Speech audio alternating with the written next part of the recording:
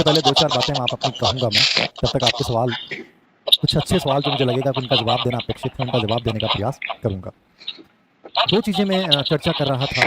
एक तो ये सवाल मेरे पास बहुत सारे बच्चों का आया कि सर भर्तियां तो आ रही हैं बट पद बहुत कम है। ये पद जो कम है इसका कारण क्या है, या पद बढ़ेंगे कि कितनी बड़ी भर्ती आएगी, क्या होगा, बहुत आगे की बातें हैं। ईमानदारी से बताऊं मैं भी, और इस बात को सुन भी लेना और गंभीरता से इस पर विचार भी कीजिएगा, आगे भी जो वैकेंसी आएंगी आपके सामने कोई बहुत बड़े पदों पे भर्तियां नहीं आएंगी। सरकार चाहे साल में, बच्चे 4 साल में 4 भर्तियां निकाले चाहे 3 निकाले, लेकिन भर्तियां छोटी आएंगी। वो टाइम गया, वो दौर गया जब 30-30, 40-40 हजार भर्तियों का आपको मौका मिला था और उसमें आप सिलेक्ट नहीं हो पाए। ये अलग बात है कि पिछले सालों की कुछ भर्तियों में करप्शन भयंकर हुआ, लगभग परीक्षाओं में पेपर भी कहीं कुछ हुआ कहीं कुछ हुआ, अलग चीजें हैं। लेकिन यदि आप ये उम्मीद लगा के बैठे हैं कि मैं 20 से 30 हजार की कोई वैकेंसी आएगी और इस 30 हजार में मैं प्रिपरेशन करूंगा और सिलेक्शन होगा, ऐसा पॉसिबल नहीं होगा। वैकेंसियां लगभग आपके सामने इन्हीं इतने पदों पे आने वाली हैं, कभी 20 पद, कभी 50 पद, कभी 100 पद, कभी 200 पद। तो जो संख्या को देखकर प्रिपरेशन करने वाले बच्चे हैं, मेरी उनको राय ये है कि आप यदि इस बात के आधार के ऊपर तय करते हो कि सर नहीं होगा हमारा, इतनी कम संख्या में नहीं होगा, तो आप हट सकते हो इस मैदान से। अन्यथा आप याद रखें कि आपको 100 पदों पे लड़ने की हिम्मत भी होनी चाहिए, 50 पदों पे भी लड़ने की हिम्मत होनी चाहिए। अब मैं ये क्यों बात कर रहा हूं, मैं कोई ना कोई इनपुट के आधार पे बात कर रहा हूं कि भर्तियां बहुत बड़ी भर्तियां नहीं आएंगी। बड़ी भर्ती का मतलब मैं ये नहीं कह रहा कि 8-10 हजार की बात अलग चीज होती है, बट इससे ज्यादा बड़ी भर्तियां नहीं आएंगी, छोटी छोटी भर्तियां आएंगी। आपको उनमें ही सिलेक्शन लेना है।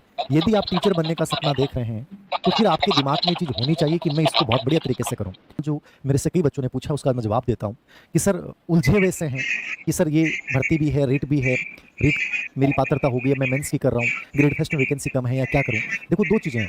मेरा भी एक बच्चा भी सेकंड ग्रेड संस्कृत शिक्षा विभाग में सिलेक्ट हुआ था और वो बच्चा इंटरव्यू के लिए आया, जयपुर मिठाई लेके आया था। तो मैंने एक बात देखी उसमें, उस बच्चे ने ग्रेड सेकंड की प्रिपरेशन की थी। उसका इंटरव्यू डाल दिया जाएगा उन एजुकेशन वाले यूट्यूब चैनल के ऊपर। उसने ग्रेड सेकंड की तैयारी की, लेकिन बीच में ग्रेड थर्ड आ गई, तो उसने ग्रेड थर्ड का भी एग्जाम दे दिया और ग्रेड सेकंड से पहले ग्रेड थर्ड में उस बच्चे का सिलेक्शन हो गया। उसकी प्रिपरेशन किसकी थी? ग्रेड सेकंड की थी, लेकिन सिलेक्शन किस में हुआ? ग्रेड थर्ड में। उसके बाद उसने सेकंड ग्रेड संस्कृत विभाग का दिया, सामान्य विभाग का दिया, उसमें उसका सिलेक्शन हो गया। फिर संस्कृत शिक्षा विभाग का दिया, उसमें उसकी सिलेक्शन हो गया। मतलब उसका एक साथ 3 भर्तियों में सिलेक्शन हुआ। सिंपल सी बात है, कोई भी बच्चा 3 भर्तियों में या 4 भर्तियों में सिलेक्ट होता है, यानी कि मैं एक सवाल पूछा मैंने कि 2 तैयारी हम साथ करें कि नहीं करें। मुझे लगता है कि हमेशा प्रिपरेशन के दौरान आप जो गलतियां करते हो वो उलझन की वजह से होती हैं। आपको या तो कोई गाइड करने वाला नहीं है, आपको कोई दिशा बताने वाला नहीं है, या आप खुद अपनी दिशा तय नहीं कर पाते हो। सिंपल सी चुनिए, हमेशा बड़ी चीज को चुनिए। उस बच्चे ने ग्रेड सेकंड को चुना था, ग्रेड थर्ड ऑटोमेटिक होगी। यदि आप ईमानदारी से मान लीजिए आपने ग्रेड फर्स्ट को चुना ना, तो ग्रेड फर्स्ट के साथ ग्रेड सेकंड, ग्रेड थर्ड की भी प्रिपरेशन का 60-70% ऑटोमेटिक तैयार हो जाता है। आप आरएस को चुन लेते हैं तो राजस्थान का कोई भी कंपटीशन एग्जाम है, छोटा ईओ है, आरओ है, सीटी है, एलडीसी है, लगभग भर्तियों का आपका जीके तैयार हो जाता है। तो चीजों को यूं समझिए आप कि सर मैं किसी एक चीज को चुनूं, वो चीज थोड़ी बड़ी हो, ब्रॉड हो, ठीक है, मेरा वहां इंटरेस्ट भी है, तो बाकी जो छोटी चीजें हैं वो साथ में ऑटोमेटिक चलेंगी, ठीक है ना। इसके साथ सेकंड ग्रेड और थर्ड ग्रेड ऑटोमेटिक चलेगी। और जब मान लीजिए जो भर्ती पहले आ जाती है उसमें आपको 2 महीने 2.5 महीने का टाइम मिलता है, तो उस समय उसको बहुत अच्छे से टाइम दीजिए और हो सकता है उससे हो जाएगा। लेकिन आप ये कि मैं 2 महीने ग्रेड फर्स्ट की कर लेता हूँ सर, 2 महीने सेकंड ग्रेड की कर लेता हूँ सर, फिर 3 महीने बाद में ग्रेड थर्ड की कर दूंगा, ये पॉसिबल नहीं है। किसी एक चीज को चुनिए, उसके साथ साथ कोई चीज अपने आप तैयार हो जाएगी। अब जैसे DSSS भी है, अब DSSS भी की वैकेंसी आ रही है, ठीक है, 10, 15, 8 हजार कितनी भी आए, इतने पद होते हैं सब्जेक्टों में, 200, 250, 300 पद जो अभी राजस्थान में है। और DSSS में वो बच्चे सेलेक्ट हो जाते हैं जो राजस्थान की बड़ी भर्तियों में सेलेक्ट नहीं होते हैं। कहने का मतलब ये है कि मान लीजिए ग्रेड फर्स्ट को चुना है तो DSSS भी ऑटोमेटिक होगी। आपने राजस्थान की ग्रेड सेकंड की प्रिपरेशन कर रहे हैं तो DSSS की सेकंड ग्रेड या EMRS की सेकंड ग्रेड, ये ऑटोमेटिकली आपकी साथ चीजें चल रही हैं। समझ लो ना आप, आपका सब्जेक्ट ऑलरेडी तैयार हो रहा है, साइकोलॉजी आपका तैयार हो रहा है, टीचिंग मेथड आपका तैयार हो रहा है। तो चीजों को थोड़ा सा क्लियर कीजिए कि सच में मेरे लिए सही क्या है। आप यही तय नहीं कर पा रहे हैं कि यार मैं करूं किसकी। इस सवाल के ऊपर यदि आप 2 दिन, 3 दिन, 10 दिन भी खराब कर रहे हैं तो मेरी अनुसार मूर्खता है। किसी एक बड़ी चीज को चुनिए, 2 चीजें, 3 चीजें, 4 चीजें उससे जुड़ी हुई अपने आप हो जाएंगी। ये 2 तो मेरे पास जो कॉमन सवाल आए उनके मैंने जवाब दिए हैं, अभी फॉर्म चल रहे हैं। आपको मान लीजिए जुलाई में एग्जाम हो जाए ग्रेड फर्स्ट का, आप में से कितने बच्चों की प्रिपरेशन है ही नहीं, है ही नहीं प्रिपरेशन, कंटेंट ही नहीं एकत्रित कर पाया आप ये सोच रहे हैं कि मैं किसी कोचिंग को कोचिंग करने सिलेक्शन हो जाएगा, नहीं होगा। मैं फिर कह रहा हूं, भरी पड़ी है जयपुर में कोचिंग है, बैच में बैठने के लिए जगह नहीं है बच्चों के पास, नहीं होंगे सिलेक्शन। मैं फिर कह रहा हूं, सिलेक्शन उस बच्चे के होंगे जो तरीके बहुत गजब के अपना रहा है, जिसने तय कर रखा है, इसके रूटीन में जिंदगी जी रहा है, जिसको पता है कि आने वाले 5 महीने मेरा सिलेबस 90% हो जाएगा। हमने पीजीबी प्रोग्राम में 10 दिन के टारगेट दिए, 5 टॉपिक दिए, बहुत से बच्चों से शुरू नहीं किया, बहुत से बच्चे पढ़ के बहुत अच्छा लगा। तो मुझे ऐसा लग रहा है कई बच्चे ऐसे थे जो कोचिंग किए हुए हैं। तो मैं ये कहना ये चाह रहा हूँ कि हमें तरीके ही नहीं पता है। हम एग्जाम डेट यहाँ पे पूछ रहे हैं सर, एग्जाम डेट से बाद कोई एग्जाम हो जाए, क्या मैं तैयार हूँ मेंटली फिजिकली? मेरे कह देने से कि मैं कह दूंगा एग्जाम तो सितंबर अक्टूबर में होगी, उससे क्या हो जाएगा? आप जिन चीजों पे ध्यान देना वहां ध्यान नहीं दे रहे हो, उन सवालों में उलझे हुए हो जो तुम्हारी जिंदगी में बहुत बड़ा रोल अदा नहीं कर रहे हैं। तो गलत है ये चीज।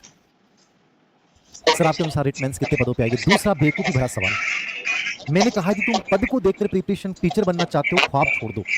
आने वाले राजस्थान में बड़े पदों पे भर्तियां नहीं आएंगी। फिर मैं कह रहा हूं, यदि तुम ये सोच रहे हो कि पद के अनुसार प्रिपरेशन करूंगा, तो मेरी बेस्ट ट्राई है कि page maker, Chanakya font, typing का काम सीख लो, कंप्यूटर का काम सीख लो, वीडियो एडिटिंग का काम सीख लो। महीने के 15-20 हजार रुपए कहीं भी कमा लोगे। समझ रहे हो आप? एक स्किल डेवलप कर लो। यदि तुम्हारा सपना यह है कि सर मुझे सिलेक्शन लेना है, मुझे फर्क नहीं पड़ता वैकेंसी कितनी आनी है, मुझे फर्क नहीं पड़ता एग्जाम कब होगी, मुझे इस बात से फर्क पड़ता है कि मुझे अपना बेस्ट देना है, वो बच्चे जो इस मेंटेलिटी के साथ तैयारी करेंगे वो आने वाली भर्ती में सिलेक्ट होंगे। बाकी पूरा कचरा साफ हो जाएगा।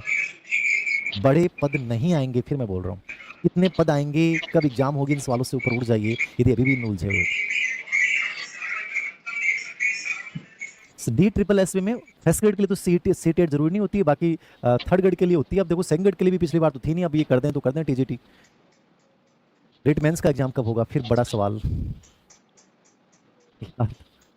नहीं हो सकता, सुधर नहीं सकते अपन लोग।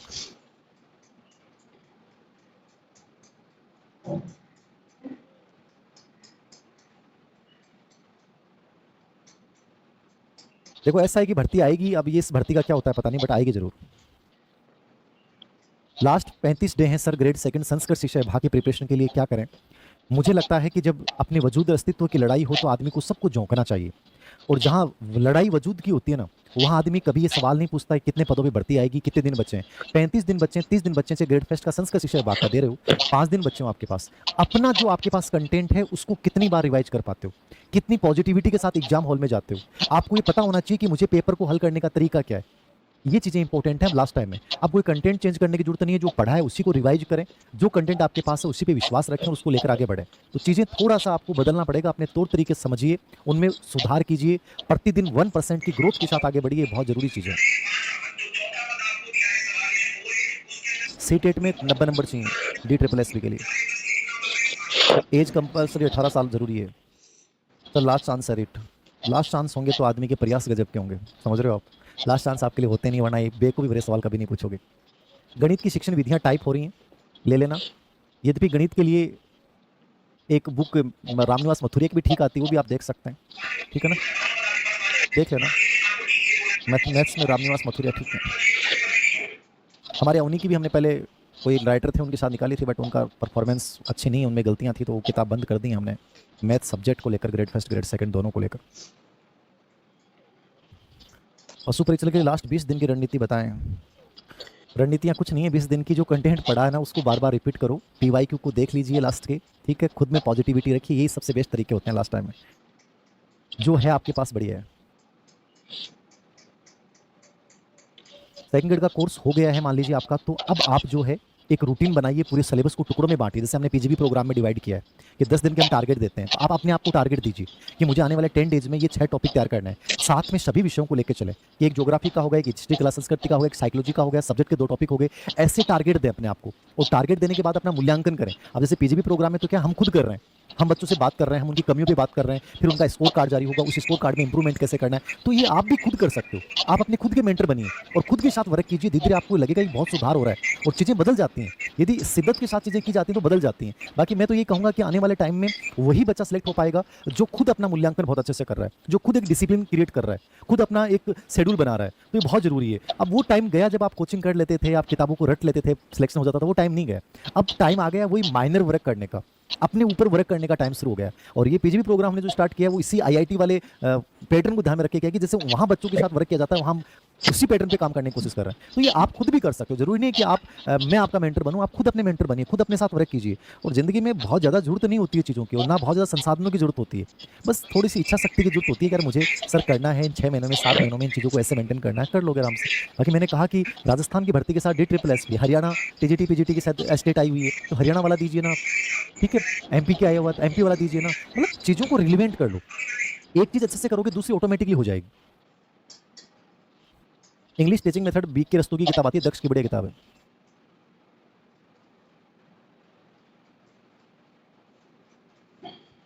देखो जो ऑलरेडी ग्रेड थर्ड में लगे हुए हैं, मुझे लगता है कि उनको आरएस पे ध्यान देना चाहिए। यदि जिनकी लेखन स्किल अच्छा है उनको आरएस को प्रेफरेंस देनी चाहिए, बहुत बेस्ट ऑप्शन है, ठीक है ना। और ज़्यादा इजी सिलेक्शन मानता हूँ मैं। शिक्षक भर्तियों को तो हर कोई दे रहा है, तो आप इनमें आजमा सकते हो। आरएस से कोई अच्छी चीज़ है और कोई बहुत बड़ा एग्जाम भी नहीं है। कृषि विज्ञान वाला वो नियम संशोधन वाला चक्कर चल रहा है, जल्दी शायद हो जाएंगे, आ जाएगी एग्रीकल्चर में। स्कूल प्रबंधन बुक तैयार हो गई है, उसको ई बुक के रूप में जारी करेंगे। पहले आप ऐप के ऊपर, ऑन एजुकेशन ऐप पे बहुत अच्छे से उसको तैयार किया है, देख लीजिएगा। जिनकी ऑलरेडी रीट क्लियर है उनको ग्रेड थर्ड मेंस पे ही ध्यान देना चाहिए, उनको दोबारा रीट देने की जरूरत नहीं है, और दें तो नॉर्मल देख के आ जाए। एक सवाल बच्चों का था कि सर हम पिछली बार हमारी फाइनल ईयर में थे और रीट हो गई, तो मेरे अकॉर्डिंग वो रीट वैलिड रहेगी। बट अभी जो रीट का विज्ञापन आएगा उससे क्लियर हो जाएगा, तो रीट का जिस दिन विज्ञापन आएगा उस दिन मैं चीज़ें बता दूंगा, एक बार दोबारा क्लियर कर दूंगा। सर रीट का विज्ञापन आ जाएगा जल्दी, तो वहाँ चीज़ें मैं और क्लियर कर दूंगा।